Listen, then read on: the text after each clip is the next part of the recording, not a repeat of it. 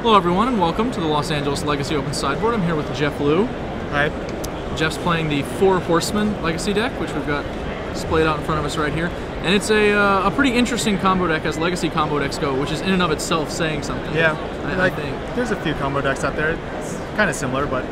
Okay, well I'm going to go ahead and let Jeff take the lead on it. So just describe to me basically how this deck goes about killing the opponent using Mesmeric Orb for starters. Okay, so starting off you want Mesmeric Orb. That's the first part of your combo. For those of you that don't know, since it's not a commonly played card, it's a 2-mana artifact. Whenever a permanent becomes untapped, the permanent's controller puts the top card of his or her library into her graveyard. His or her graveyard. So the goal is to try to deck yourself.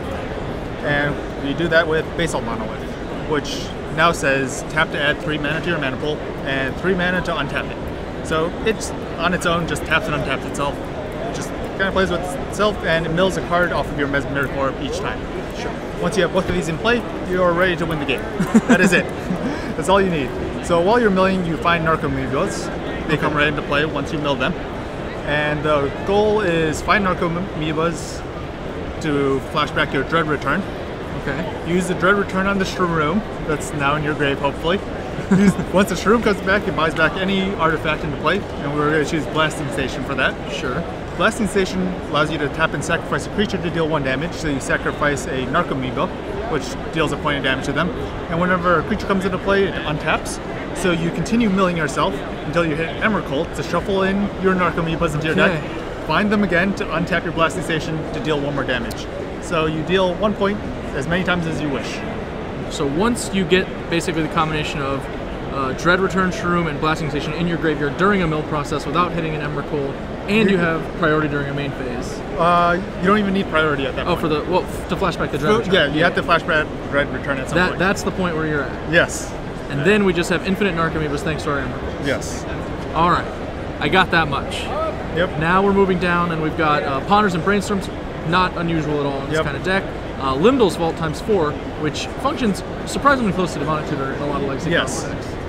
You have a lot of life to work with. You're not really taking all that much damage. Hopefully people aren't hitting you too much, so finding 5 cards is quite a bit. You get to set stuff up. It's nice. I like it because you can find both of these cards at the same time if they're within 5 cards of each other in your deck. So you can upkeep and just try to set it up such that you can draw both of them. I like that as long as you're not tapping more than 5 lands, which super rarely happens. Even if you have Mesmeric Orb out first, you can Limdol's Vault into your Basalt Monolith, stack your deck such that you're milling what you need, maybe some Narcomoebas, maybe some Cabal Therapies early, and still get to your card anyway. So the index actually has some functionality on it too. Yes. It's handy. We've got a 1-of Intuition. What are we frequently intuitioning for? Hopefully for one of these 2 pieces also. It's just another way to tutor for them. Tutor style. Yep. You can grab 3 Cabal Therapies if you really want to clear out their hand for whatever reason. Sure. And yeah, just grabbing more copies of things. And speaking of Cabal Therapy, obviously that's a pretty powerful way to force through the combo, just like Dredge decks. I actually don't get to play as much Magic as I would like, and sometimes there's some decks out there that I don't know what they do. So this lets me take a look at their hand, see what's up. I did have Jataxian Pro before, but it got kind of crowded. So this doubles as that. Also, if you end up getting any of these pieces stuck in your hand while you're already comboing, you have copies of Cabal Therapy that you can use your Narcomoebas. You have infinite of those anyway. Okay. You can flash them back, target yourself, get one of these 3 back into your grave from your hand, so it doesn't matter if you've ever drawn them, and continue going off that way. It's a worthwhile trick to know. Yep. And beyond Cabal Therapy yourself, super important after clearing out the way from your opponent. Sure. We've got Force of Will, no surprise there.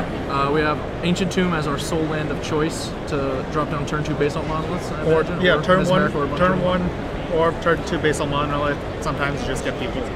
Just dead on turn 2? Yep, dead on turn 2. Impressive capability. Hopefully. We have a 1 Academy Ruins. Is this just, do you actually wind up using it that much? Every once in a while you get one of these things destroyed, or I use it as a tutor. Once you have Mesmeric Orb, just tap all your lands every turn. Get a Basalt Monolith into the grave, put it back on top. You're done. All right. So you can find your Basalt Monolith sometimes. And it's been relevant occasionally.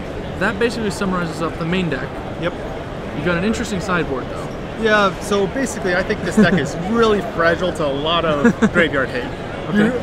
you get anything destroyed, you get some Narco Amiibos gotten rid of. I'm only playing all these 1-0s. If you get anything, just anything, Surgical Attraction, any Leyland of the Voids, Tormod's Crypts, they put a big hamper on it. So I don't really want to play this deck after the first game of a match. It's a bit of a glass monolith, as it were. Yes, exactly.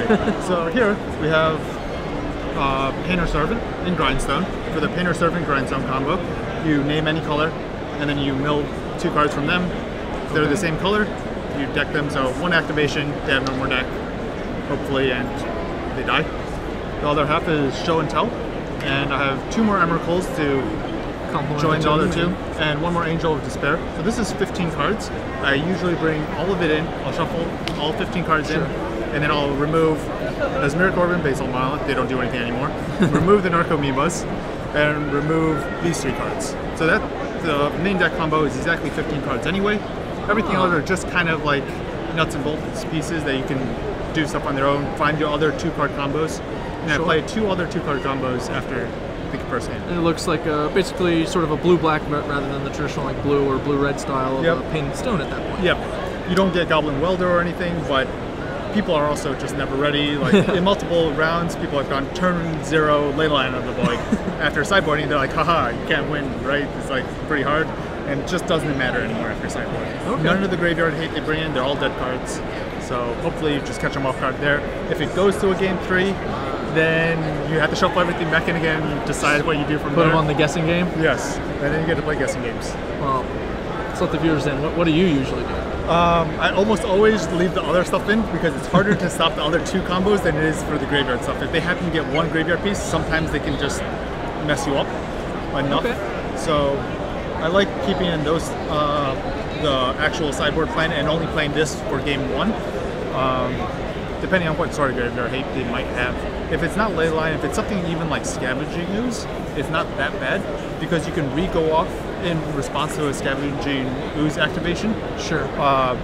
For every 3 mana you have to re-monolith. Yeah, because even the Narco Amiibos can't come into play if you don't let them, right? Yeah, and if you they try to remove one of these pieces, you just shuffle it back with the mill. Yeah, just keep milling so they can't even get it, and eventually they'll run out of mana trying. Which also applies to like a Surgical Extraction, basically anything pinpoint. Yep, anything that's just targeting one thing, you can pretty much get around it. Okay. The times where it's kind of difficult is when let's say for some reason you didn't Cabal Therapy them, and they still have it in their hand. Usually they don't have anything, the way is clear and you already know, because you can cast all 4 Cabal Therapies before you really commit to anything. Okay. And if for some reason they have a 5th copy of some other card you couldn't get, the problem is when you try to Dread Return Shroom, they can remove the Shroom. And even if you reshuffle it so they can't, you've lost your Dread Return. Sure. So before today, I was playing 2 Dread Returns and only 1 Emrakul, and I would definitely go back to that. It was a mistake to play the second Emrakul. Or maybe I'll just cut a different card, maybe cut the Intuition for another Dread Return. The only reason there's 2 Emrakuls at all is so that they don't remove that in response to its own trigger. So then I can respond by hitting the other Emrakul, shuffle them both back in. Okay. Well, that's our look at 4 Horsemen, Jeff Lou style. Yep. I hate that name. I don't even know where that came from. 4 Horsemen doesn't make any sense. I don't know either, actually. It's one of those legacy deck names. Legacy community, we blame you because we're saddled with a lot of them. It's not even a breakfast food like many of the others. It's just out of nowhere. All right, well, we're going to go ahead and throw it back to more Legacy. This is a Legacy Open after all, so thanks for coming in, Jeff. Thank you. Good luck in the tournament. Thanks.